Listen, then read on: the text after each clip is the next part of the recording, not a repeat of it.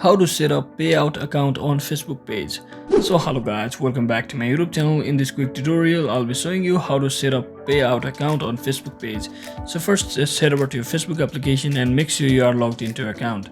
So once you're inside here, let me just quickly select my Facebook page since I'm currently logged into my personal account. As you can see, I have a Facebook page called Dream Card, so let me just quickly switch it to it.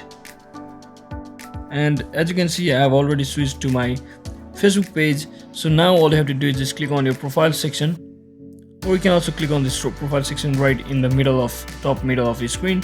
You can only set up your payout account or payout option only when your account is monetized. So to monetize your account, you all know that you have to post your videos or photos regularly, or your posts, and this will get highest views and people connections or connecting to it. So once you do that, you can always come over to the settings and always set out its payment settings option from over here by simply coming over to this section over here. So since my current account doesn't have any followers and any views, I cannot actually get a payout option directly from over here. So I hope this video was informational guys. If it was, don't forget to like and subscribe to the channel. See you on the next one.